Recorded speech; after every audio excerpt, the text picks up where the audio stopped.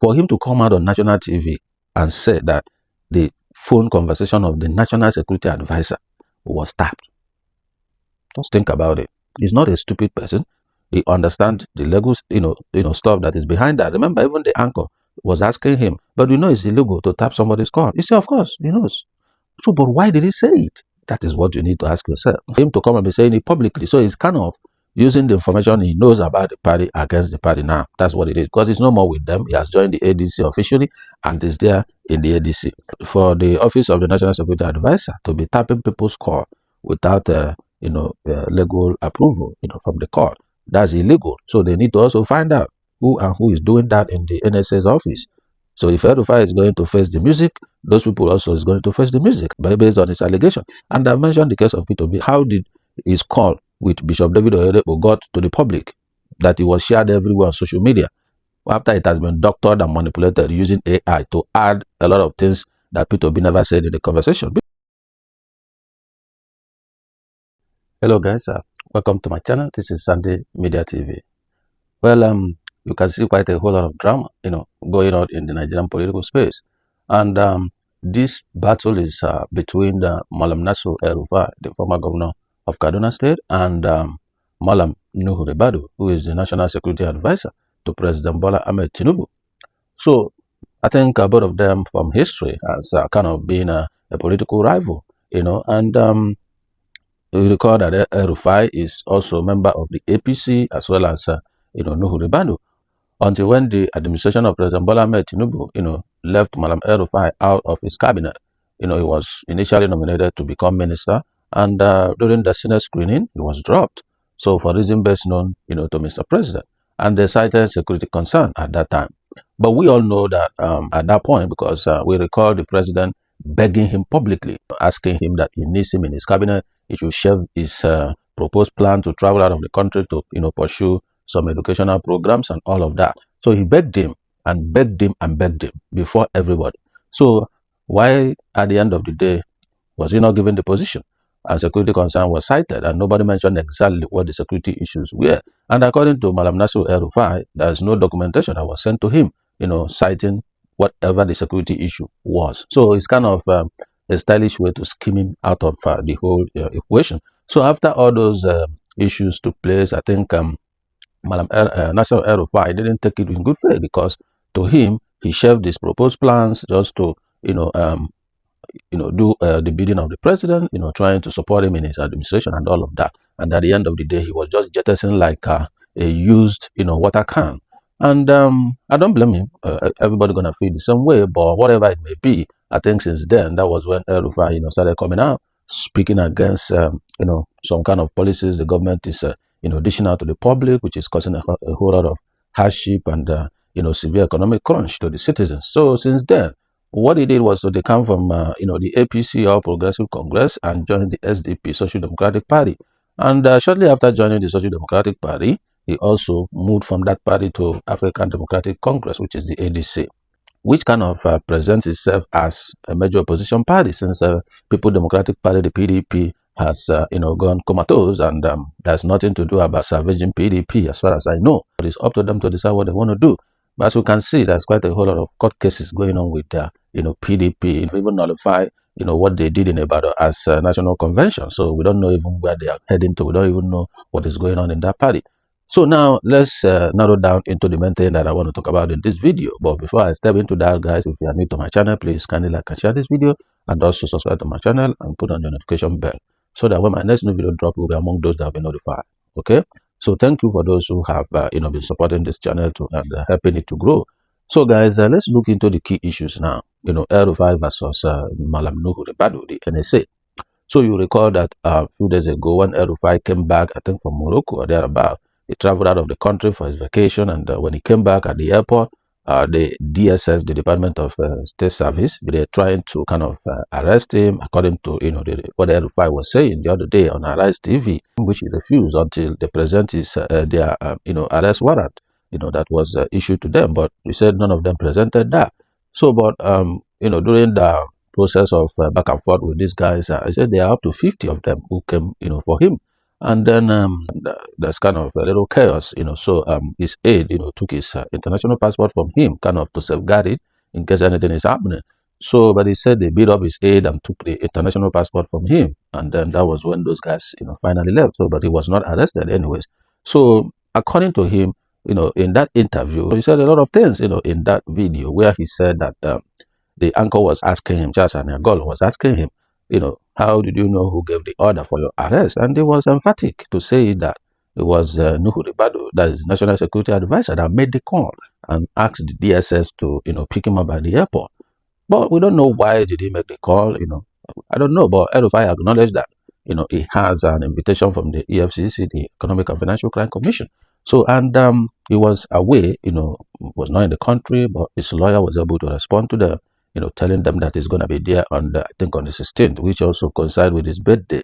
So, and as far as he knows, that EFCC have been so professional in what they are doing in terms of inviting him, which he has acknowledged that he's going to be there to answer whatever question they have for him.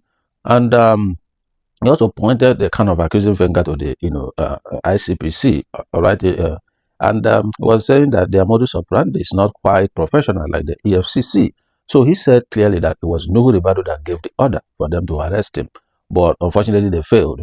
But when he was pressed, how did he know that it was Nuhu Ribadu? He was emphatically saying that that somebody, tapped the call of Nuhu Ribadu, and the person informed him. That's how he knew.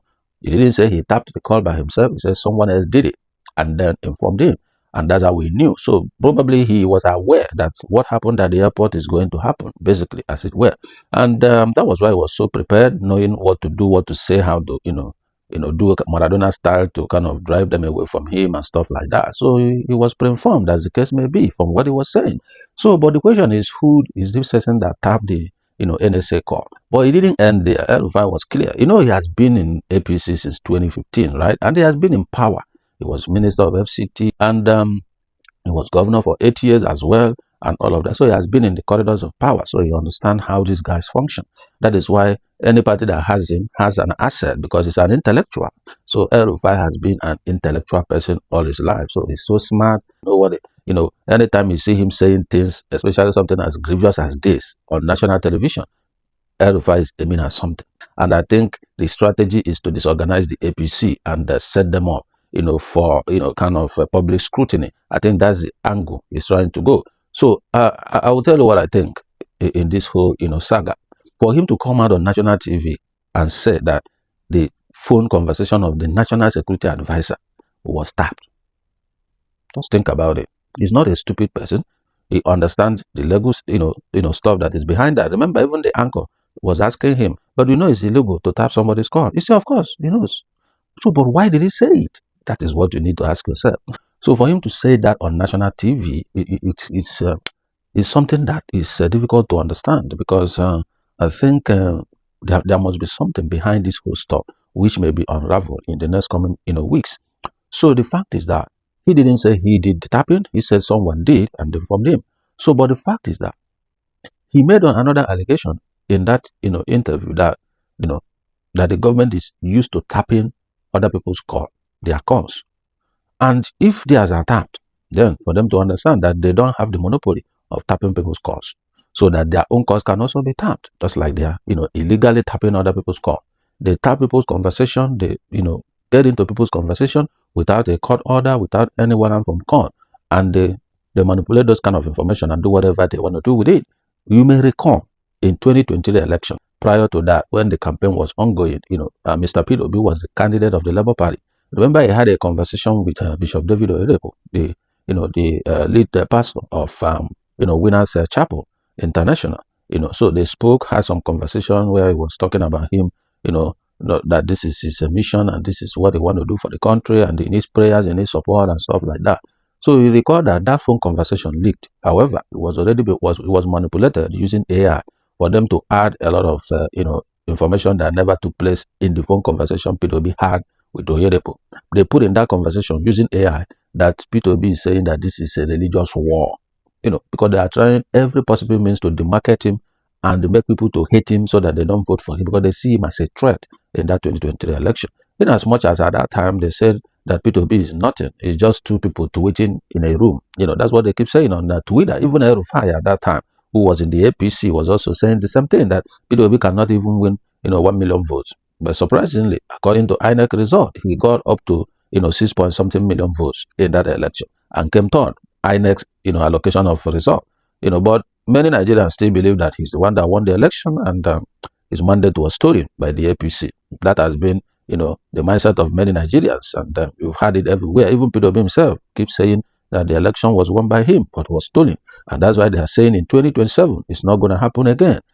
So, and that's why everybody is clamoring for electronic transmission of result, in real time from the polling booth, so that INEC and the government will not have the opportunity to tamper with the election result. If you recall, the result at that time, most of them were mutilated, most of them were cancelled and rewritten and stuff like that.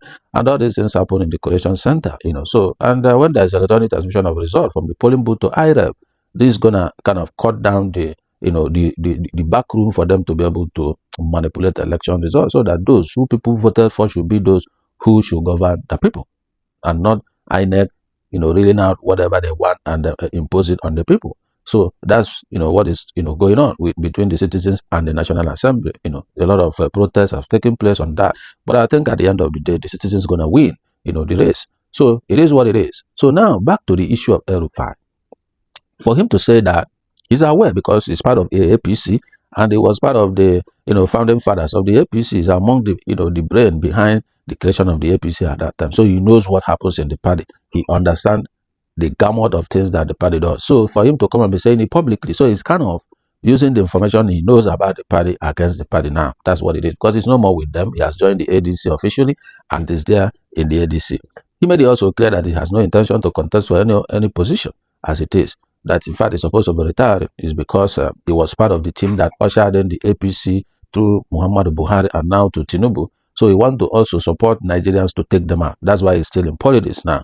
However, I said it's never late than ever. So you can't say, because anything can happen in politics. So who knows, maybe sometime in the future, even in 2027, he may decide to run for something else. Nobody knows. But as it stands, he's not interested in any position for now. So guys, what do you think for him to come out publicly and be telling you that the current administration taps people's call? And I've mentioned P2B's example because his call, how did his call with Bishop David Oyedepo got to the public? That it was shared everywhere on social media after it has been doctored and manipulated using AI to add a lot of things that P2B never said in the conversation. P2B acknowledged that he called Bishop David Oyedepo, but what they posted online that they said is not what they said. It's not what transpired. So when you look at, all of that, they are doing this illegally, right? They don't have court orders. They don't have warrant from the court. And now El-Rufai is telling them, that thing you guys are doing, it has been done to you guys. So let's see the card you guys plays. So he knows that it's a serious crime, to tap call, not to talk about tapping the call of the National Security Advisor. So that's kind of a serious issue here. So, but we're going to see how APC is going to manage that, conversation. So some people have been shouting that they should arrest El-Rufai, they should do this, they should do that.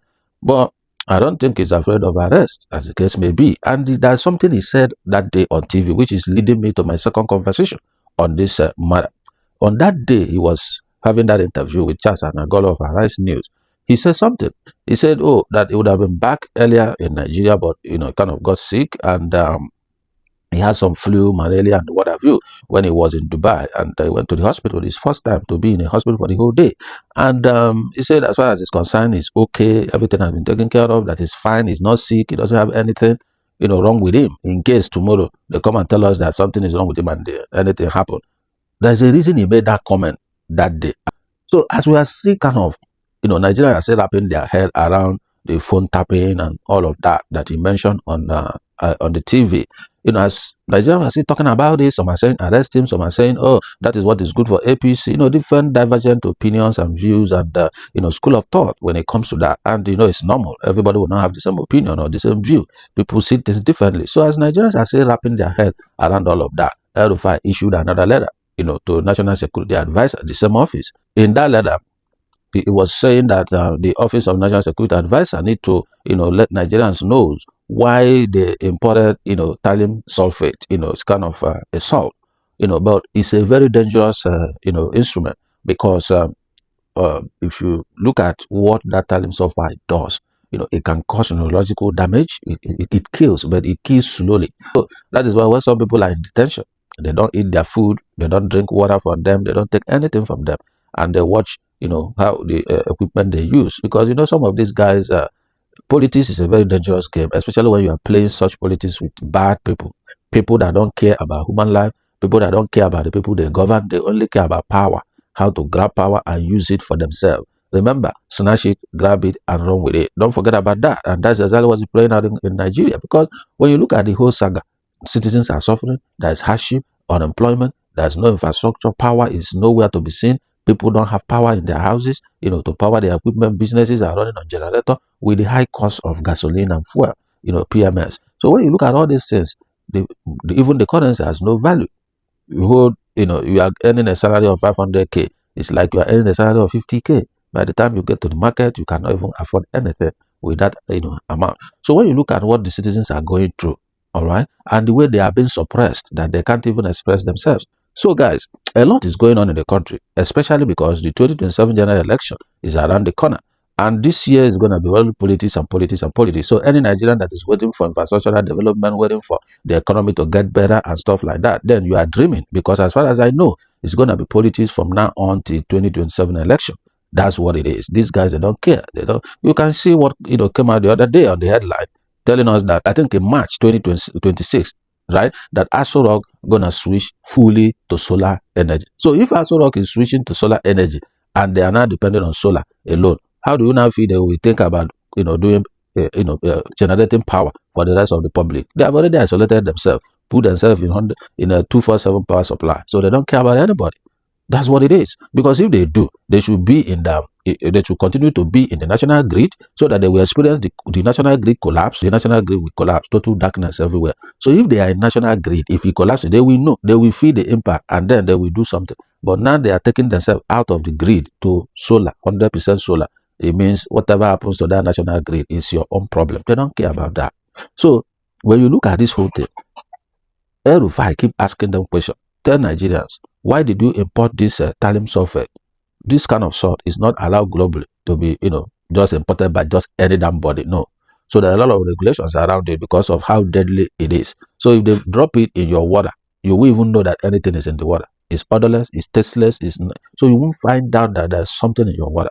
So when you take that water, the next thing that happens to you is going to be that your organs will begin to degenerate gradually. It may take weeks, it may take months, but at the end of the day, the end result is death. So that's why El-Rufai is flagging this thing, because he knows that in the journey to 2027, he may be arrested, and he's letting Nigeria know that he's not sick, nothing is wrong with him. So in case he's arrested and they use that thallium sulfate on him, that's why he's making that comment that day on the TV, telling Nigeria that he's fine and good and nothing is wrong with him. So for him to be flagging this, he's drawing Nigerians' attention that these guys are doing so many bad things behind the scene. So many deadly things is going on behind the scene. It's letting Nigerians know that this governance we are seeing today in the country is not just what we are seeing in the surface, that there is another back room, or will I call it atrocities, going on behind the scene. The question is, if truly what he's saying in that letter is true, why did they import such deadly, salt into the country? What do they import it for?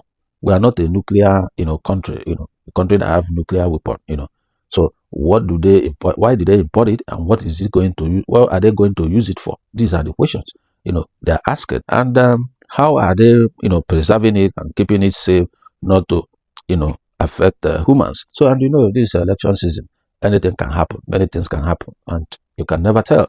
So this guy is kind of raising some, red flag that a lot of things is going on. So it's important for Nigerians to follow what is going on. So I don't know how the battle, between, El-Rufai and National Security Advisor Nuhu Ribadu is going to play out. I don't know if they're going to, use their office to, kind of suppress him. I don't know. But I know El-Rufai is a very dogged fighter, is somebody that doesn't just give up. And once he takes a position, he follows it through. The moment he's against this APC, he's going to be against them till the end of the election. It's going to be on their neck. So I don't know how APC is going to deal with that. So if they arrest El-Rufai, it's going to create public tension. Then Tinubu knows that he has lost the north completely. If they eventually do anything to him, then they have lost the north completely. And they cannot win with just the south, because they need the northern vote. He has to get, 2/3 of the vote across, the country. So he need to win most of the northern states. And in the past election, he didn't do creditably well in the north based on INEC result anyway. So, but who knows what happens? And the northerners, even as it is, most of them are not in support of his administration because of the way he does his appointment. He was appointing people from the south and basically from Lagos, not even all the southern states. And most of his appointment comes from Lagos. Most of his team, the people he worked with when he was governor so many years ago. So the northerners were not happy that their appointment is lopsided, So and they are not happy with him. And most of the thing he's doing is focusing more in his state in Lagos. Lagos is getting quite a whole lot chunk of federal government interventions and programs or projects. Looking at the coastal highway, why did it start from Lagos?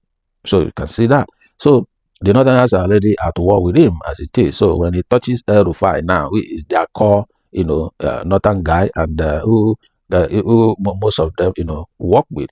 And El-Rufai is a talent, and is someone that if you have him in your party, just know that the think tank of the party is going to be very solid.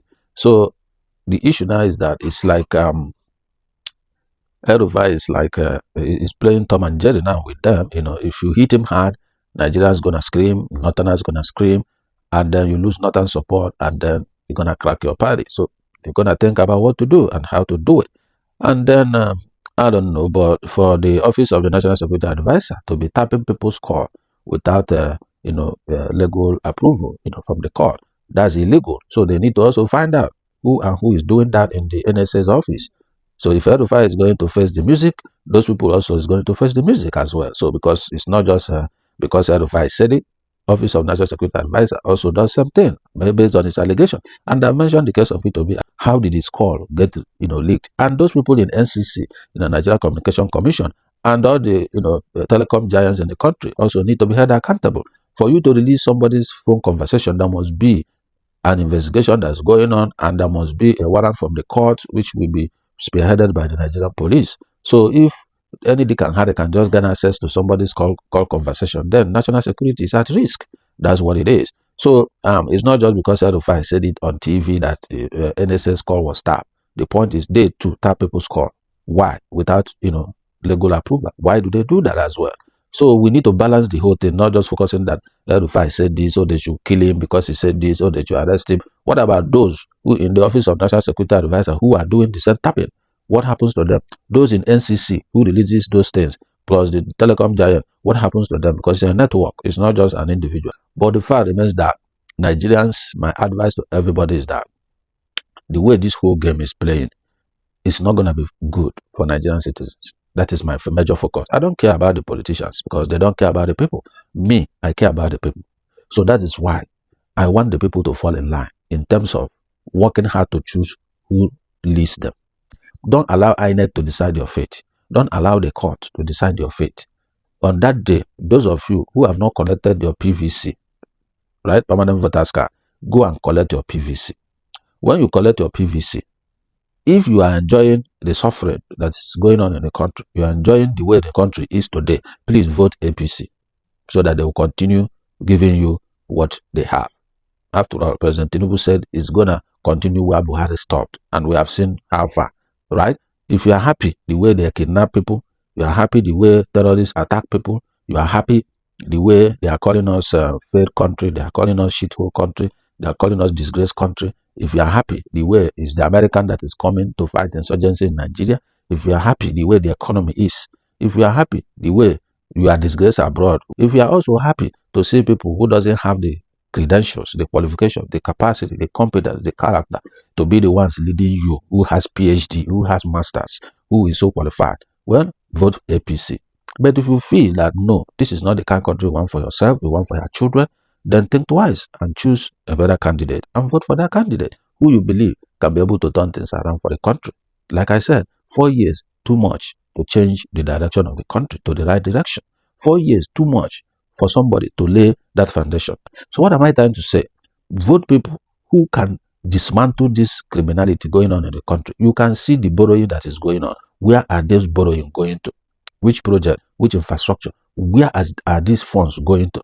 Very soon, Nigeria will begin to, even the income they are getting will not be able to service their debt. Very soon, you will see it happen.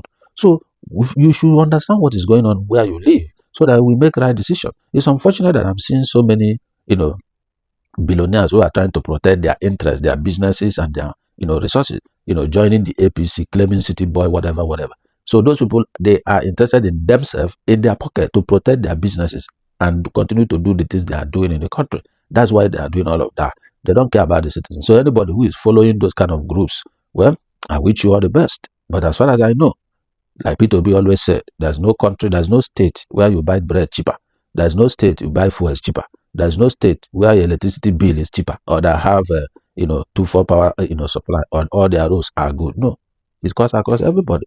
So guys, you need to think twice. This 2027, you need to make right choices, right decision, and you need to vote and defend your vote. Stay there. Make sure the result is uploaded to the IREF at that polling booth. Stay there. See it happen. Provide your modem, your internet, modem, in case there is network problem. We have different network. Everybody bring your own as you are coming, so that you can support to make sure that it goes, directly. And all of you, especially those of you in the NYSC, those of you that ask at INEC officials, they give you small money, 2 million, 1 million, 5 million, 10 million, you collect, you change figures of election result. You are collecting that money for yourself and you are putting millions of Nigerians at risk. Do what is right and change the face of our nation. God will hold you accountable what you do with the position God has given you. So this is not the time to collect bribe and do the bidding of politicians. This is the time to hold on to your integrity. Say no when you are approached, when you are given money. Do not accept. Do the right thing.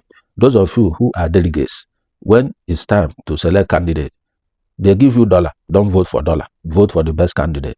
Those of you who collect dollar and then vote for the wrong candidate, at the end of the day, that dollar will finish. No matter what you buy with it, it will finish.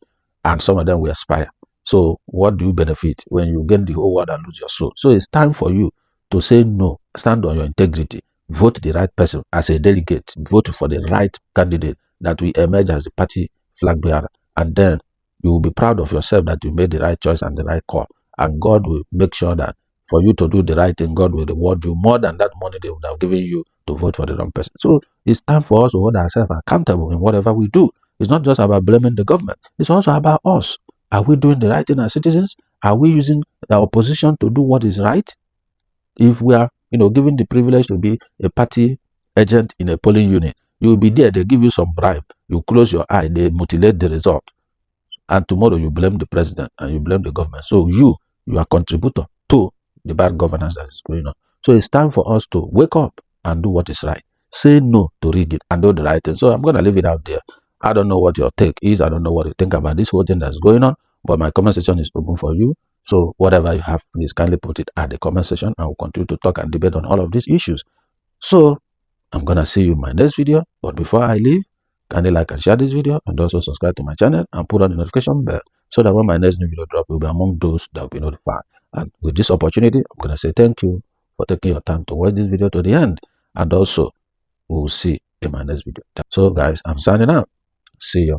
Take care. Bye.